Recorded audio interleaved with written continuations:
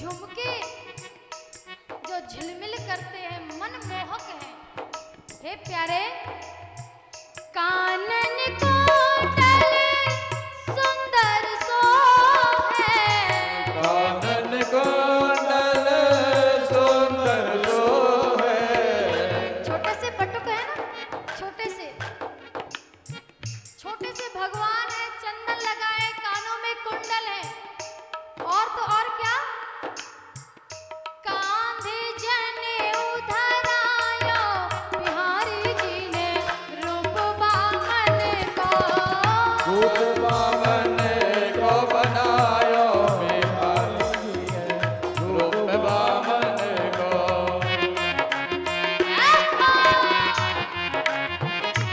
वहाँ के बिहारी लाल की जय हो।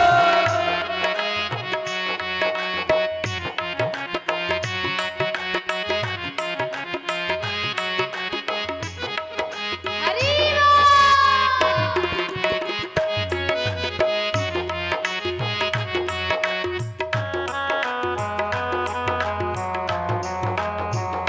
राधे।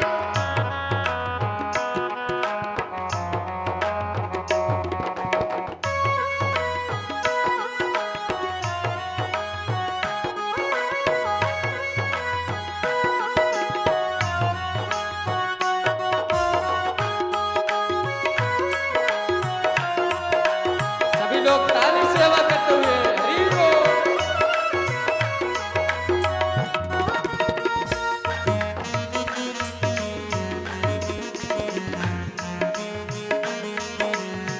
छोटे छोटे हाथों में छतरी साजे, छोटे छोटे हाथों में छतरी साले। छतरी साजे लाला, छतरी साजे, छतरी साजे लाला, छतरी साले। हाथ कमंडल धरायो, बिहारी जी ने रूप बामन को, रूप बामन को बनायो, बिहारी जी ने रूप बामन को। और तो और जिस पर दुनिया ज्यादा हंसती है इसकी अदा पे, और वो अदा कौन सी, घुंघराले बाल तेरे लट घुंघराली, घुंघराले बाल तेरे नट घुंघराले। घुंघराले बाल तेरे बड़े मतवाले, घुंघराले बाल तेरे बड़े मतवाले। बड़े मतवाले लाला, बड़े मतवाले, बड़े मतवाले लाला, बड़े मतवाले। बड़े मतवाले लाला, बड़े मतवाले, बड़े मतवाले लाला, बड़े मतवाले। घुंघराले बाल तेरे बड़े मतवाले, घुंघराले बाल तेरे बड़े मतवाले। अरे भगतों के, जय हो। हाय हाय भगतों के, हरि बोल। होय होय भगतों के मन को भायो, बिहारी जी ने रूप बामन को, रूप बामन को बनायो, बिहारी जी ने रूप बामन को। रूप बामन को बनायो, बिहारी जी ने रूप बामन को, रूप बामन को बनायो, बिहारी जी ने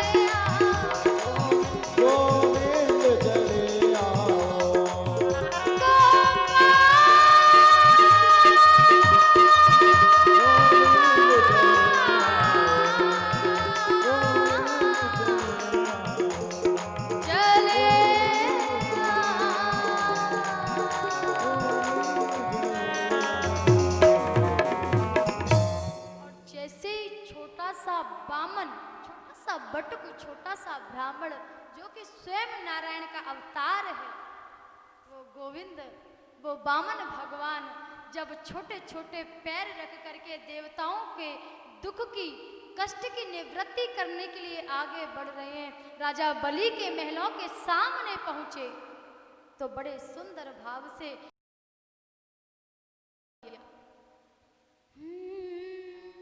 स्वागतम ते नमस्तुभ्यं, बड़े छोटे से दिखे ना सामने, और छोटा सा मनमोहक बालक हो तो हर किसी का मन उसके ऊपर मोहित हो जाता है। वो तो छोटे से पैर, छोटे से हाथ, और ये चंदन लगा हुआ, छोटा सा छतरी लेके छोटे छोटे पैरों वाला, गपुआ से गाल, मोटी मोटी आंख है, रूप ही अलग है।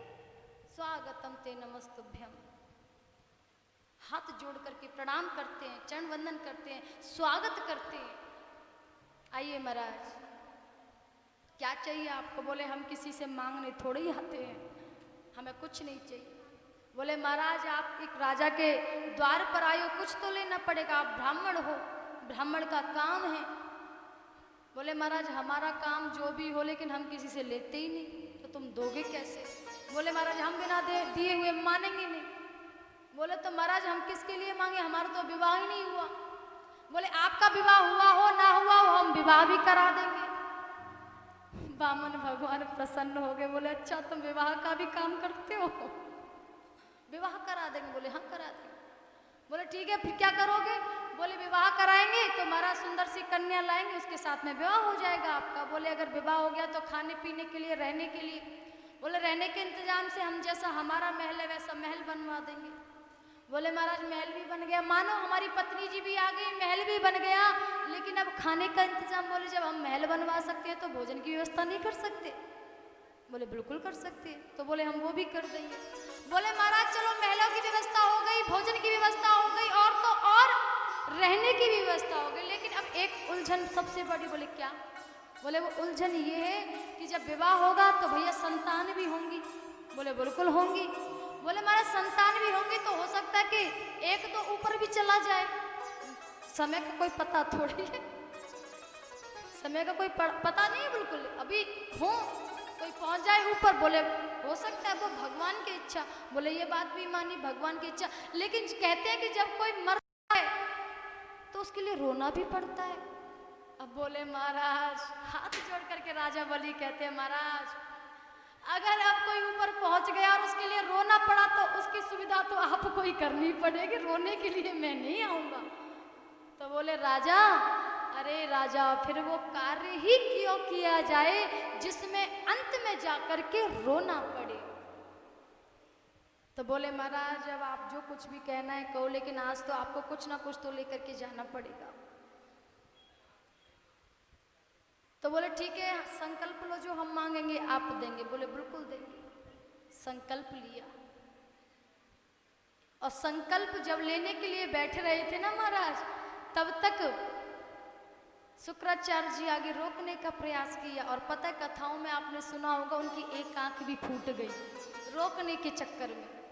ये क्यों, क्या दर्शाता है? बोले धर्म का कार्य यदि कोई कर रहा है और उसमें आप अड़चन डालोगे, तो शुक्राचार्य जी तो संत थे, गुरु थे दैत्यों के, तब उनकी एक फूटी। सोचो अगर हमारा तुम्हारा अगर हाथ हुआ धर्म को रोकने में, तो हमारी एक नहीं हमारी दोनों ही फूटेंगी। इसलिए सोच समझ करके हिसाब से धर्म के कार्यों में सहयोग करो, रोकने का प्रयास मत करो। आज मेरे प्रभु ने संकल्प लिया, राजा बलि ने संकल्प लिया और 3 पग पृथ्वी मांगी। जब 3 पग पृथ्वी का संकल्प दे दिया और जब राजा ने कहा कि मांग ले लो जहाँ से लेनी है, तब आज मेरे प्रभु ने, मेरे भगवत प्रेमियों, एक और रूप धारण किया विराट भगवान का। बोलिए विराट भगवान की। बड़ा विराट रूप, एक पग पृथ्वी, एक पग आसमान, आकाश, अब तीसरा कहाँ? तो बलि ने एक ही बात कह दी, मेरे सर पर रख दो कान्हा। धन बड़ा, धन का मालिक। बोले धन का मालिक? तो बोले बस यहाँ रख दो, कृपा हो जाएगी। आज प्रभु राजा बलि की बातों से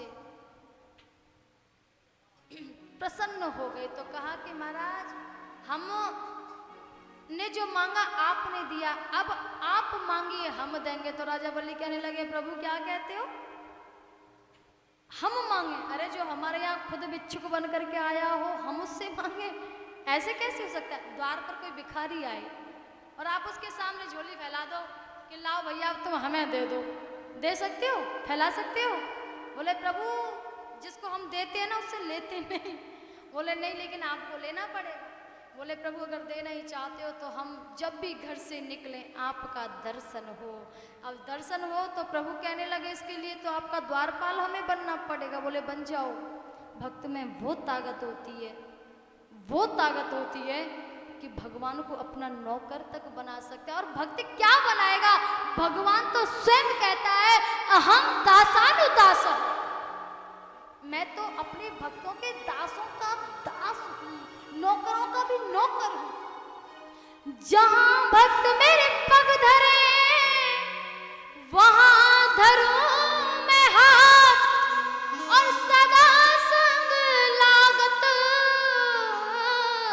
फिरूं, कबहू ना छोड़ूं साथ। मैं तो भगतन को दास, भक्त मेरे मुकुट मणि, यानी कि भक्तों को मैं अपने मुकुट की जो मणि होती है ना उस स्थान पर रखता हूं। अहम दासानुदास है, भगवान तो खुद कहता है। मेरा भगवान कहता है मेरा दास बनो अथवा ना बनो, मेरा सेवक बनो या ना बनो, लेकिन अगर की जीव मेरे भक्त का भी पैर पकड़ने ना मैं तो उसका भी उद्धार कर देता हूं। आज राजा बलि ने प्रत्यक्ष में दर्शाया कि भक्त क्या क्या कर सकता है भगवान के साथ में। द्वारपाल बना लिया, जब भी दरवाजे से निकलते हैं चौकीदार की तरह से खड़े रहते हैं। नारद जी को पता, नारद जी जब पहुंचे लक्ष्मी माता के पास में, लक्ष्मी मैया ने पूछा हमारे स्वामी जी तो नजर ही नहीं आ रहे। बोले मैया कंठी माला ले लो, माला झोली, और भगवान का भजन करो जंगल में जाके। बोले क्यों? बोले अब तुम्हारे पतिदेव लौटने वाले नहीं है। क्यों? बोले वो इसलिए लौटने वाले नहीं है कि आज वो राजा बलि के यहाँ नौकरी पे लग गए महाराज। बोले काहे की नौकरी? बोले द्वारपाल की नौकरी, चपरासी की नौकरी। बोले मैया कहने लगी नहीं नहीं उनको तो लाना है, और ऐसे कैसे चलेगा काम? बोले अगर लाना है ना तो श्रावण का महीना है, जाओ और जाकर के राखी बांध के आओ और बदले में अपने स्वामी जी को छुड़ा के लाओ, नहीं तो द्वारपाल ही बने रहेंगे। माता लक्ष्मी पहुंची, श्रावण का महीना है, राजा बलि के हाथ पर राखी बांधी, बदले में कहा राजा बलि ने मांगो क्या चाहिए? तो लक्ष्मी जी ने कहा भैया मुझे कुछ नहीं चाहिए। बोले नहीं बहना आज तो लेना पड़ेगा। बोले जो हम मांगेंगे वो आप दोगे नहीं। बोले मांग के तो देखो। बोले पहले वचन लो। बोले दिया वचन, जो मांगोगे देंगे। बोले तो भैया ना धन चाहिए ना दौलत चाहिए, इधर आवाज ना करें।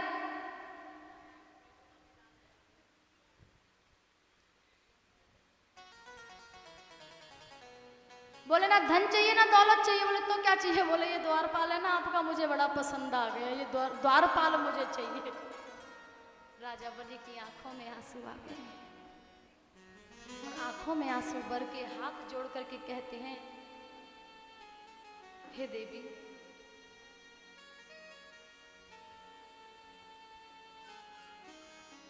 मैं समझ सकता हूं और जान भी चुका हूं आप कोई साधारण तो स्त्री नहीं हो। आपने मांगा मैंने आपको दिया, लेकिन मेरी करवत आपसे निवेदन है, आप मुझे ये बता दीजिए कि आप हो कौन? और आपने द्वारपाल को ही क्यों मांगा? क्योंकि राजा बलि की आंखों में आंसू थे। क्यों? क्योंकि आज जिस भगवान को मैं आते जाते सदैव उनका दर्शन करता था,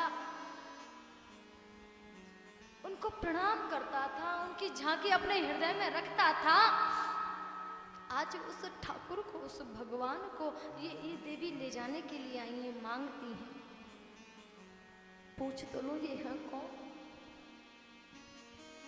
राजा बलि की आंखों में आंसू जब मेरे भगवत प्रेमियों माता लक्ष्मी ने देखे तो माता लक्ष्मी भी चुप नहीं रह पाई और कह दिया कि भैया मैं कोई और नहीं, जो आपके घर में द्वारपाल की ये जो पहरेदारी कर रहे हैं ना, मैं उन्हीं की पत्नी लक्ष्मी देवी हूँ। और जब ये शब्द आज माता लक्ष्मी ने बोला, राजा बलि ने मैया लक्ष्मी के चरणों को पकड़ लिया। आज मेरा जीवन धन्य हो गया।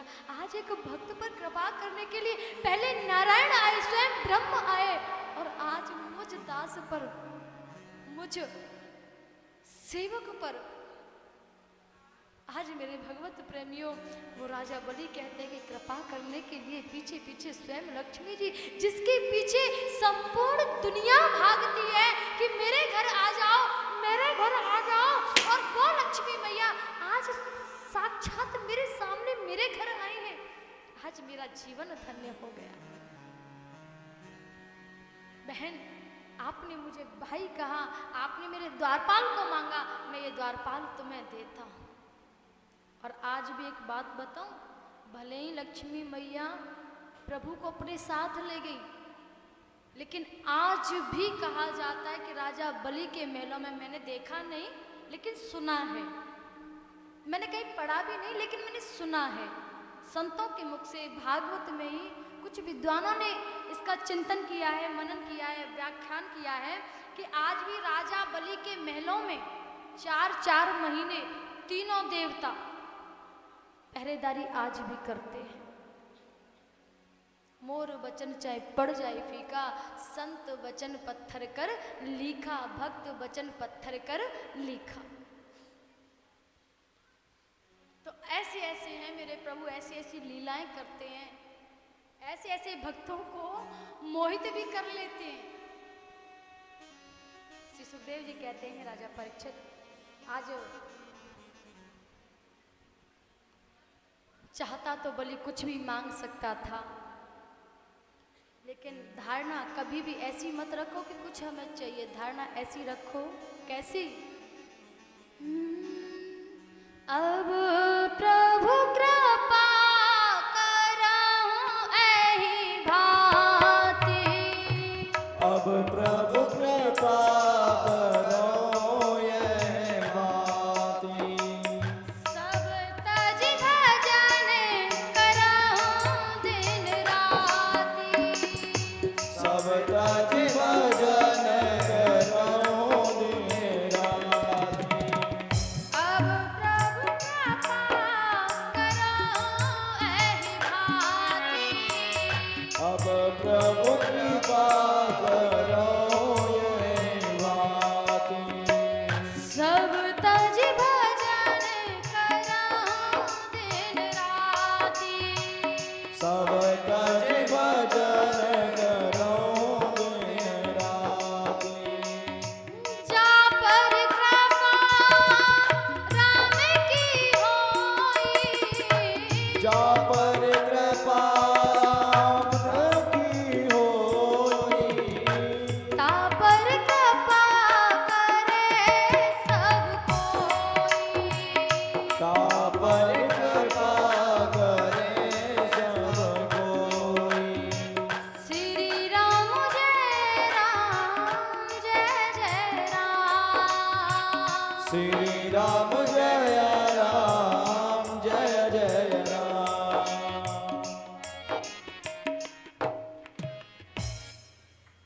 अब प्रभु कृपा करऊं एहि भांति, सब तज भजन करहूं दिन राति। हे प्रभु, मन हमारा आपके चिंतन में इस प्रकार से डूब जाए कि ना दिन देखूं ना रात देखूं, बस आपके सुमिरन में लगा रहूं, बस आपके भजन में ही लगा रहूं, ऐसी भावना। और फिर जब कृपा हो जाए ना प्रभु की, जा पर कृपा राम की होई, ता पर कृपा करे सब कोई। भाई तुलसीदास जी ने लिखा और महसूस मैंने अपने ऊपर किया। एक समय था जब हमें कोई जानने वाला नहीं था, लेकिन आज जब से प्रभु की शरणागति हमें मिली है, प्रभु का नाम हमें मिला है, तो केवल घर वाले ही नहीं, केवल गांव वाले ही नहीं, केवल रिश्तेदार ही नहीं, जिनको कभी देखा, न कभी सोचा, न कभी समझा, न कभी सपनों में सोचा कि ऐसे ऐसे लोगों से भी हमारा परिचय होगा। आज प्रभु ने हर जगह ऐसी जगह नाम हमारा पहुंचा दिया कि सब लोग आज एक बच्ची की दृष्टि से सब अपना अपना आशीर्वाद मुझे प्रदान करते हैं। एक बार जोर से जयकारा लगाइए, बोलिए श्रीमद् भागवत महापुराण की, बोलिए कृष्ण कन्हैया लाल की जय। जय श्री राधे श्याम। श्री सूत जी कहते हैं राजा परीक्षित, तद उपरांत मेरे प्रभु ने आज श्री परीक्षित जी महाराज को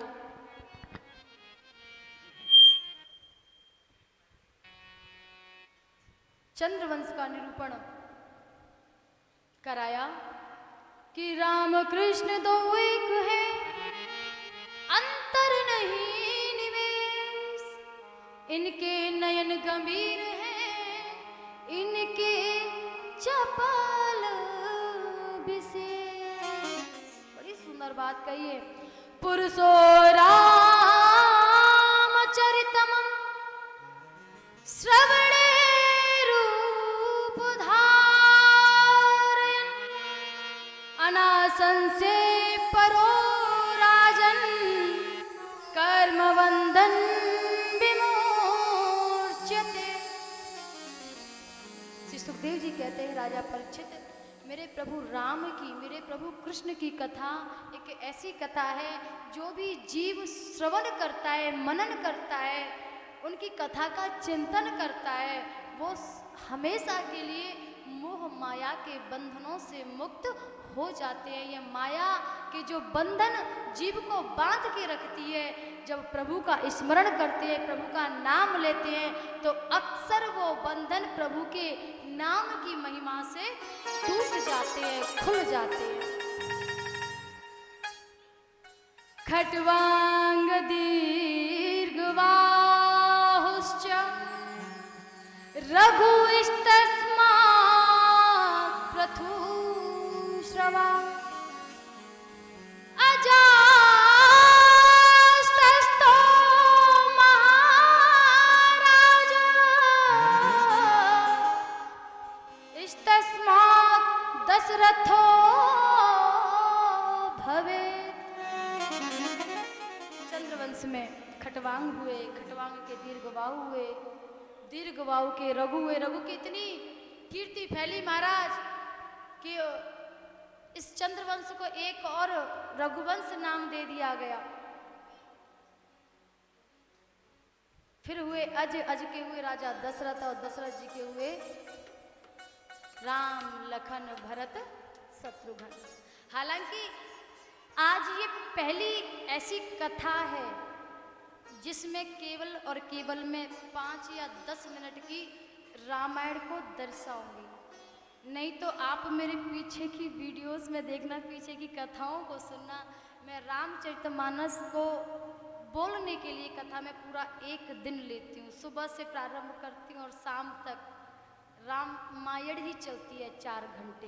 हालांकि भागवत में इतना रामायण को नहीं दर्शाते, और सिंपल सी भाषा में कहा जाए तो एक राम एक रावन्ना, एक क्षत्रिय एक बामन्ना, और बाने बाकी सिया चुराई, बाने बाकी लंक जराई। बस इतनी सी रामन्ना, और तुलसीदास बाबा लिख गए पोथन्ना। हमने अपने गांव में ना, जो हमारे दादा लोग हुआ करते थे, जो बुजुर्ग लोग हुआ करते थे, वो कहते थे कभी कभी सत्संग हुआ करता था तो ऐसे कभी कभी हंसी मजाक, रामायण है कितनी, पूरी रामायण हम सुना दे, 4 लाइन में सुना दे, और तो और कहो। हम कहते बाबा सुनाओ, तो बाबा कैसे सुनाते? बाबा कहते थे एक राम एक रावन्ना, एक क्षत्रिय एक बामन्ना, बाने बाकी सिया चुराई, बाने बाकी लंका जराई। बस इतनी सी रामन्ना, और तुलसीदास बाबा लिख गए पोथन्ना। तो बड़ी हंसते थे हम बचपन में बाबा की सुन करके। तो अब क्या क्या करें, समय का अभाव है, कन्हैया का जन्मोत्सव भी होना है, तो इसलिए आज मैं रामचरितमानस जितना मैं ठाकुर जी का वर्णन कर सकती हूँ उतना करूँगी। तदुपरांत फिर कन्हैया के जन्मोत्सव का बड़ी धूमधाम से, देखो हमारे कन्हैया के आए भी थे, पहले एक एक करके गुब्बारों फूट रहो, कन्हैया जी आवाज़ दे रहे हम आ रहे, तुम क्यों नहीं बोल रहे, तो हम समझ रहे कन्हैया आपकी बात को हम जरूर आपको बुलाए, अब थोड़ा सा राम जी को और बुला लें। राजा दशरथ जी की 3 रानियां हैं जिनके पुत्र हैं कौशल्या के राम, और तो और कैकेयी के भरत और सुमित्रा जी के 2 हैं।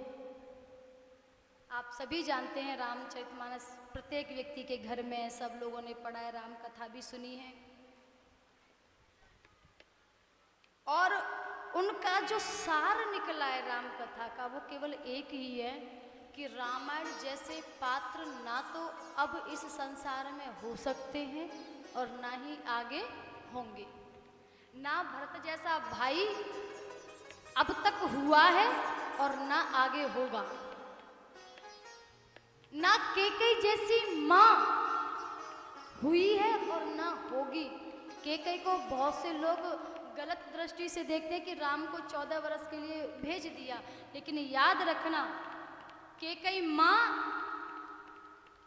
कौशल्या माँ से अधिक प्रेम राम से करती है, राम से करती है। भरत को अपना पुत्र भले ही है, लेकिन भरत से इतना प्रेम नहीं है जितना राम से है। लेकिन राम की इच्छा को लेकर के आज कैकेयी ने 14 वर्ष का वनवास जन कल्याण हेतु मांगा था, और आज कोई अपने बच्चों का नाम, अपनी बच्ची का नाम कैकेयी रखना पसंद नहीं करते। कभी कभी आज इसने अपने नाम को कलंकित कर लिया, किसके लिए? प्रभु के लिए। बहुत कम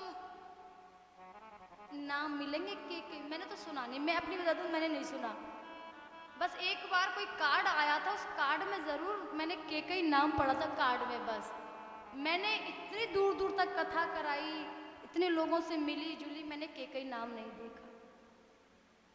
नाम कलंकित कर लिया, किसके लिए? प्रभु के लिए। भरत जी, राम जी को 14 वर्ष का वनवास हुआ और उन्होंने नंदीग्राम में अपने आप में वनवास धारण कर लिया। जैसे राम जी रहते हैं वैसे ही भरत जी रहते हैं।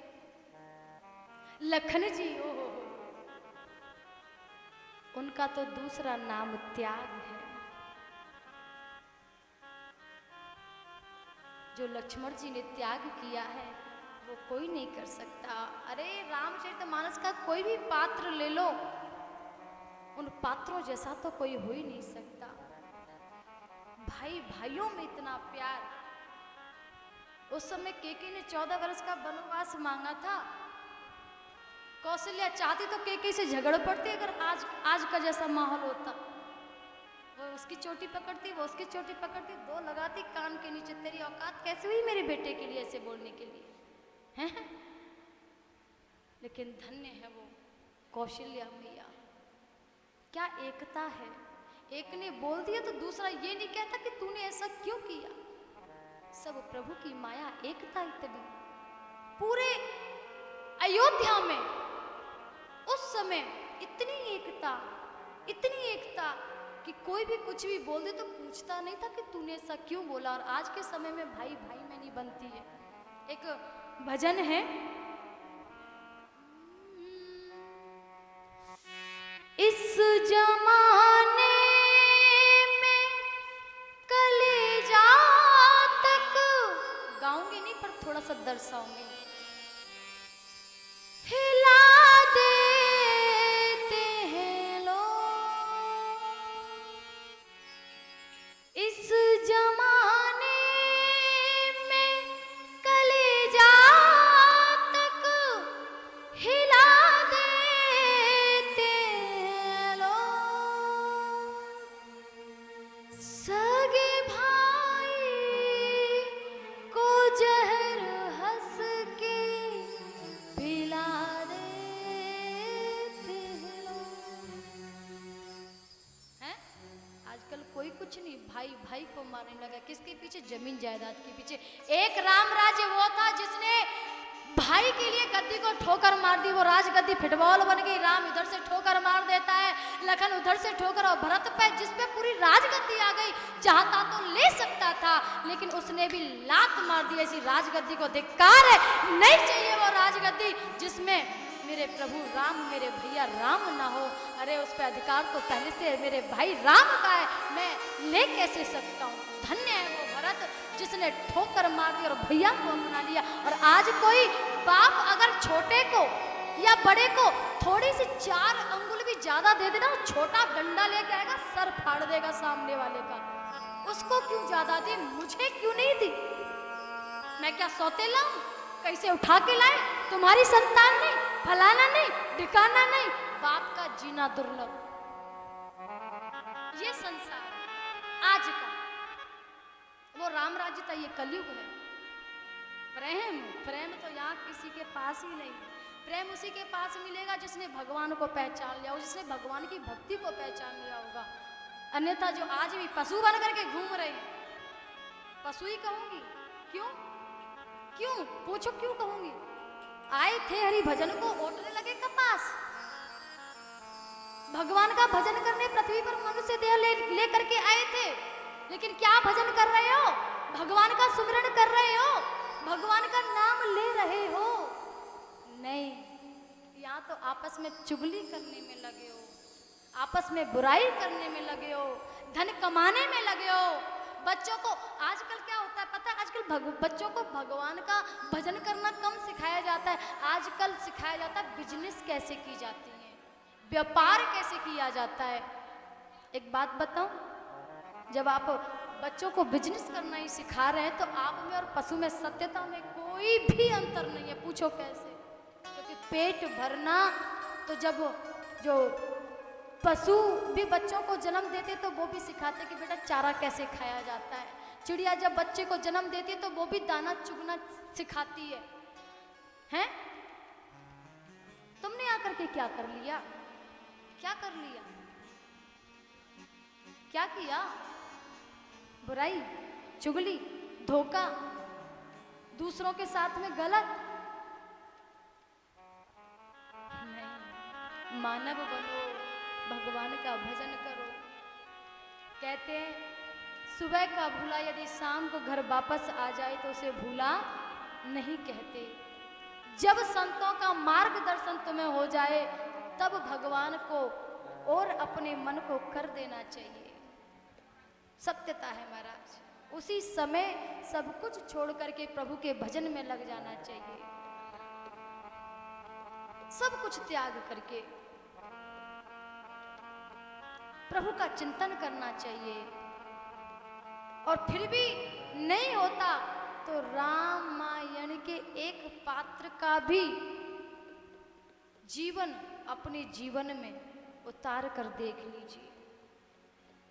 सब जानते हैं राम जी को 14 वर्ष हुई वनवास में, रावण चुरा के ले गया, हरण करके ले गया सीता जी को, जिसका परिणाम ये हुआ कि लंका जलाई गई और रावण को मारा गया।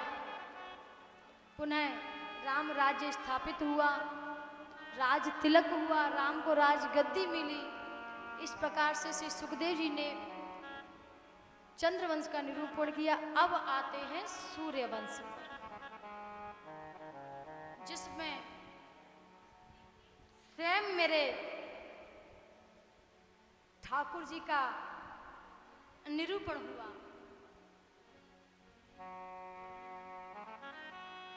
बोलिए कृष्णचंद्र भगवान की जय हो। आज बोलिए नंद के लाला की जय हो। श्री सुखदेव जी ने सूर्यवंश का निरूपण राम जी से प्रारंभ करते हुए पूरा श्रवण करा करके पुनः कृष्ण की ओर अग्रसित होते हैं, चंद्रवंश का निरूपण करते हैं और बड़ी सुंदर बात कही। हाँ, जब जब होए धर्म की हानि, जब जब होए धर्म की हानि, पाड़हि असुर अधम रही असुर अधम अभिमानी। तब तब धरे प्रभु विविध शरीरा, तब तब धरे प्रभु विविध शरीरा। हरहि कृपा निधि सज्जन पीरा, हरहि कृपा निधि सज्जन पीरा। जब जदुवंश कृष्ण अवतारा, जब जदुवंश, कृष्ण अवतारा, जब जदुवंश कृष्ण अवतारा, जब यदुवंश कृष्ण अवतारा। जब जदुवंश कृष्ण अवतारा, जब यदुवंश कृष्ण अवतारा। होयहि हरण महामहि भारा, होयहि हरण महामहिपाला। श्री कृष्ण गोविंद हरे मुरारी, हरे मुरारी, हरे मुरारी, श्री कृष्ण गोविंद हरे मुरारी, हरे मुरारी, हरे मुरारी। श्री कृष्ण गोविंद हरे मुरारी, हरे मुरारी, हरे मुरारी, कृष्ण गोविंद हरे मुरारी, हरे मुरारी, हरे मुरारी। राम केवल प्रेम प्यारा, राम ही केवल प्रेम प्यारा। जान ले कोई जानन हारा, जान ले कोई जानन हारा। जान ले कोई जानन हारा, जान ले कोई जानन हारा। जब जब होए धर्म की हानि, बाढ़हि असुर अधम अभिमानी। और तब तब धरे प्रभु विविध शरीरा, हरहि कृपा निधि सज्जन पीरा। भक्तों के कष्ट को दूर करने के लिए, हरने के लिए मेरे ठाकुर जी सदैव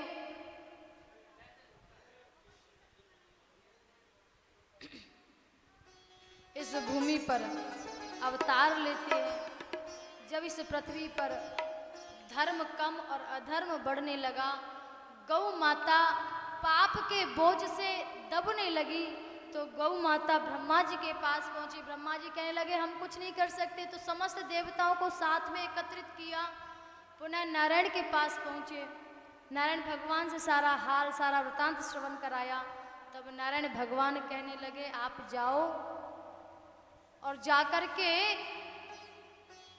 आप चिंता ना करो, अपने दुख को मेरे पास छोड़ जाओ, क्योंकि अब मैं भी इस पृथ्वी पर अवतार लेने वाला हूं यदुवंशियों में। जब यदुवंश कृष्ण अवतारा, मैं इस सृष्टि के भार को, उस अधर्म को, उन पापियों को नष्ट करने के लिए पृथ्वी पर अवतार लेने वाला हूं। श्री सुखदेव जी कहते हैं हे राजा परीक्षित, आज वसुदेव गृहे साक्षात् भगवान पुरुषः परः जनिष्यते तत्प्रयायारथ संभवन्तु सुरस्त्रियो। श्री सुखदेव जी कहते हैं राजा परीक्षित, नारायण के पुत्र हैं ब्रह्मा, ब्रह्मा के पुत्र हैं चंद्रमा, चंद्रमा के पुत्र हैं बुद्ध, बुद्ध के हैं पुरुरव, और इन्हीं के वंश में आगे चल करके मेरे भगवत प्रेमी 6 पुत्र होते हैं, जिसमें रतिदेव, ययाति, और इन्हीं के आगे वंशावली में यदु महाराज, देवमीड़ महाराज, और तो और अर्जन्य पर्जन्य, और इन्हीं के वंश में आगे चल करके सूरसेन एवं उग्रसेन होते हैं। जहाँ उग्रसेन के यहाँ कंस अवतार, कंस प्रकट होता है, कंस का जन्म होता है, जो कि नारद जी के द्वारा उग्रसेन जी को बताने पर कि ये आपका जो बालक है बड़ा दुष्ट और अत्याचारी होगा, तो उसको संदूक में बंद करके यमुना नदी में बहा दिया जाता है, जहाँ पे सूरसेन जी स्नान कर रहे होते हैं और वो बालक उनसे जाकर के टकराता है। तब सूरसेन जी उस बालक को निकालते अपने घर लाते हैं। सूरसेन जी के यहाँ वसुदेव नाम का पुत्र उनका स्वयं का पुत्र होता है, जहाँ वो कंस और वसुदेव दोनों आपस में मित्र बन जाते हैं और साथ में क्रीड़ा करते हैं। कुछ समय बाद नारद जी द्वारा पता चलता है, क्योंकि नारद जी सोचते हैं अगर ऐसे ही चलता रहा खेल कूद में काम तो प्रभु का अवतार कब होगा। इसके लिए तो संतों को देवताओं को ही चिंतन करना पड़ता है। बोले भगवान का अवतार कब होगा। तो आए और कंस को कहा, और महाराज ये तुम्हारे पिताजी नहीं है, ये तुम्हारा घर भी नहीं है, तुम तो बड़े राजा के पुत्र हो। बोले राजा कौन सा राजा। बोले मथुरा नगरी जो कि उग्रसेन है उनके पुत्र हो। सारा वृतांत सुनाया। जब सारा वृतांत सुनाया मेरे भगवत प्रेमियों, तो आज कंस ने बड़ी बड़ी योद्धाओं को, बड़े बड़े राक्षसों को, मायावी राक्षसों को अपने बलपूर्वक अपने साथ कर लिया और मथुरा नगरी पर चढ़ाई की। उग्रसेन जी को कारागार में बंद कर दिया और स्वयं मथुरा नगरी का राजा बन गया। उनकी एक बहन थी देवकी, जिनका विवाह अपने मित्र वसुदेव जी के साथ में किया। लेकिन करने के बाद में जब उन्होंने अपनी बहन को विदा किया, जब स्वयं आज घोड़े की लगाम को पकड़ के, रथ की लगाम को पकड़ के हाँक रहे हैं, तो एकदम से आकाशवाणी हुई कि अरे दुष्ट कंस, जिस बहन को तू आज इतने प्यार के साथ में विदा कर रहा है, याद रखना उसी बहन का 8वां पुत्र तेरा काल होगा।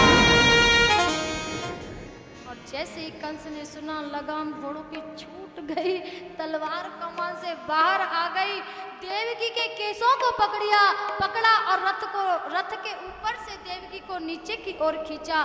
जैसे ही तलवार से आज मेरे भगवत प्रेमियों देवकी को मारने का प्रयास किया,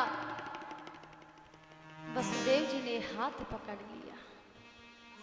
पत्नी की रक्षा करना पति का पहला कर्तव्य है, जो वसुदेव जी ने यहाँ किया। वसुदेव जी से सीख लेनी चाहिए। ये इस कथा से ये सीख मिलती है, सदैव अपनी पत्नी की रक्षा करनी चाहिए। हाथ पकड़ लिया, क्या करते हो। एक राजा को शोभा नहीं देता एक स्त्री पर प्रहार करना। ये कौन से राजा की। जब इतना बोला, बोले आपने सुना नहीं आकाशवाणी ने क्या कहा, इसका 8वां पुत्र मेरा काल होगा। इन बच्चों को बाहर कर दीजिए, जरा कर दीजिए बाहर इनको।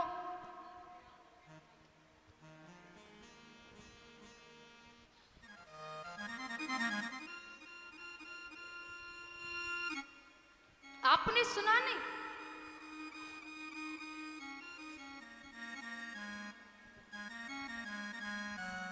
कि इस देवकी का जो 8वां पुत्र होगा मेरा काल होगा, तो मैं इनको जीवित कैसे छोड़ दूं।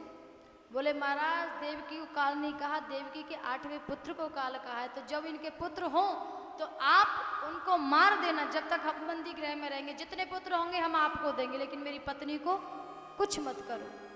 और हथकड़ी बेड़ियां लगा करके आज मेरे भगवत प्रेमियों उनको बंदी गृह में बंद कर दिया गया।